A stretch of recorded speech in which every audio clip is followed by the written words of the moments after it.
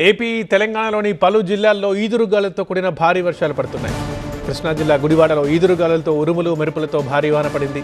మధ్యాహ్నం వరకు ఎండ మిడిసిపడగా సాయంత్రం వాతావరణం ఒక్కసారిగా మారిపోయి భారీ వర్షం కురిసింది. ఎడతెరిపి లేని వానతో రోడ్లన్నీ జలమయమయ్యాయి. ఈదురుగాలులు ఉరుములు మెరుపులతో కూడిన వర్షంతో గుడివాడ అంధకారంగా మారిపోయింది.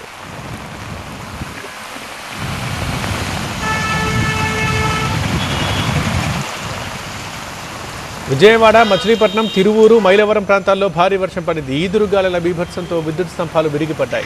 చెట్లు నేల కొరిగాయి. రోడ్లపై ఎక్కడికక్కడ విరిగిపడ్డాయి చెట్లు, కరెంటు స్తంభాలు.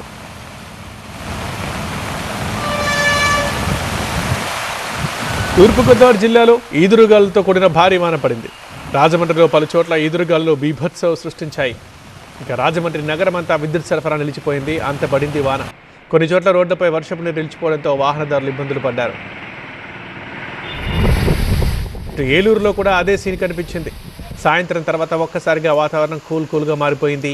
ఈదురుగాళ్ల దాడికి పలు చోట్ల చెట్లు కూలిపోయాయి. హోర్డింగ్లు కొట్టుకుపోయాయి. ఇక అధికారులు అలర్ట్ అయి ముందుగానే విద్యుత్ సరఫరా నిలిపివేయడంతో పలు ప్రాంతాలు అంధకారంలోకి వెళ్ళిపోయాయి.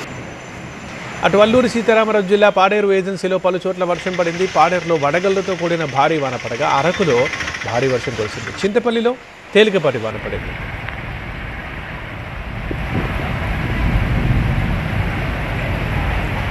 ఇటు భద్రాద్రి కొత్తగూడెం జిల్లా వ్యాప్తంగా భారీ వర్షం పడింది. ఇల్లందు, కొత్తగూడెం, మణుగూరు, అశ్వాపురం, బూర్గంపాడు, పినపాక, కరకగూడెం మండలాల్లో ఈదురుగాలులతో కూడిన భారీ వాన పడింది. కొన్ని చోట్ల చెట్లు, విద్యుత్ స్తంభాలు రోడ్లపై పడిపోయాయి.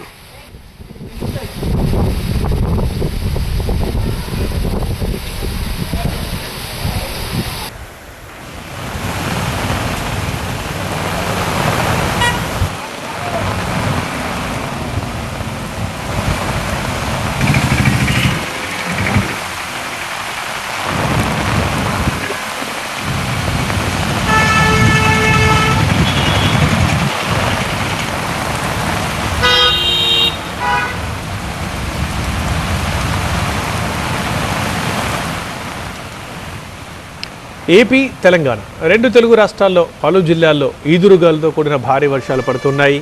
కృష్ణా జిల్లా గుడివాడలో, విజయవాడలోనూ ఈదురుగాలులతో ఉరుములు మెరుపులతో భారీ వర్షం పడింది. మధ్యాహ్నం దాకా ఎండ దంచుకొట్టింది.